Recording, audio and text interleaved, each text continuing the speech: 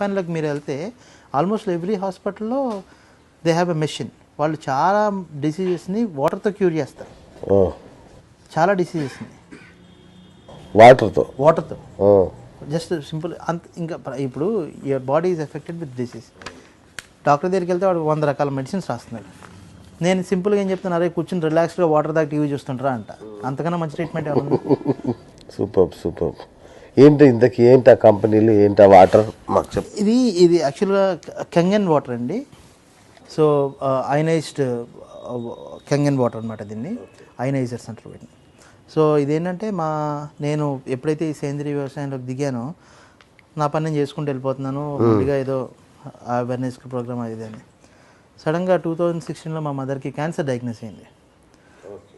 So నాకు అప్పటికే నేను 4-5 క్యాన్సర్ పేషెంట్స్ రెగ్యులర్గా నా దగ్గరికి వచ్చి ఫుడ్ తింటున్నారు, నా దగ్గర వెజిటబుల్స్ అవి పట్టుకెళ్తున్నారు. చాలా చేంజ్ ఉందండి బాడీలో. చాలా అంటే డాక్టర్ చెప్పిన దానికన్నా కూడా వాళ్ళకి రిజల్ట్స్ ఎక్కువ ఫాస్ట్గా.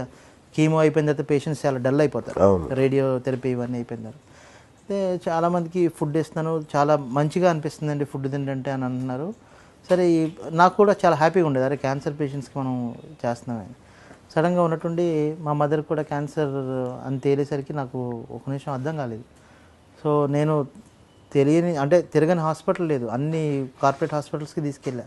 హైదరాబాద్లో ఉన్న అందరు పెద్ద పెద్ద డాక్టర్స్కి చూపించా. ఒక్కొక్కళ్ళు ఒక్కొక్కటి చెప్తున్నారు. కొంతమంది ఏమో ఆపరేషన్ చేయాలంటారు, కొంతమంది ఏమో కీమోథెరపీ ఇవ్వాలంటారు, రేడియో థెరపీ చేయాలంటారు. ఒక్కొక్కళ్ళు ఒక్కొక్కటి చెప్తున్నారు. సరే నేను బేసికల్గా కీమోథెరపీకి వాటన్నిటికీ ఎగనిస్ట్. సో చేయకూడదని చెప్పి నా పద్ధతిలో ఏదో ఆయుర్వేదం అని అవని ఇవని ఏదో తిరిగాను. కానీ ఇక్కడ ఇది స్ప్రెడ్ అయిపోతుంది విపరీతంగా. సోషల్ ప్రెజర్, మా ఇంట్లో వాళ్ళు చెల్లి అక్క వీళ్ళంతా కూడా ఎంత చదువుకున్నావు, పిచ్చెక్కిందా నీకు, why do you go for this కీమోథెరపీకి వాటికి వెళ్ళిపోదాం అని. సరే కీమోథెరపీకి అటెండ్ చేసాము, కీమో ఇచ్చాము, తర్వాత రేడియో థెరపీ చేద్దాం. తర్వాత తనకి డిసీజ్ అగ్రెసివ్గా స్ప్రెడ్ అయిపోతుంది. ఎంతలా స్ప్రెడ్ అయిపోయిందంటే తన కిడ్నీస్ డ్యామేజ్ అయ్యేంతవరకు స్ప్రెడ్ అయిపోయింది.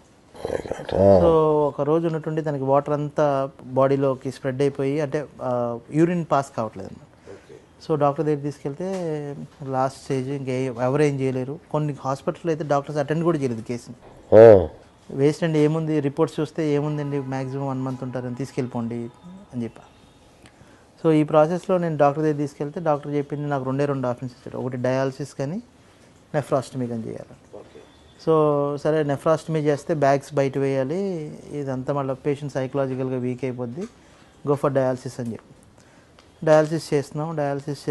డయాలసిస్కి అడ్మిట్ చేసాం. డయాలసిస్కి అడ్మిట్ చేస్తున్న టైంలోనే ఈ కెంగన్ వాటర్ గురించి చదివా. అప్పటికి కెంగన్ మీద కొంచెం ఐడియా ఉంది. సో కెంగన్ వాటర్ గురించి చదివి ఈ వాటర్ అంటే నా ఒక థియరీ అండి.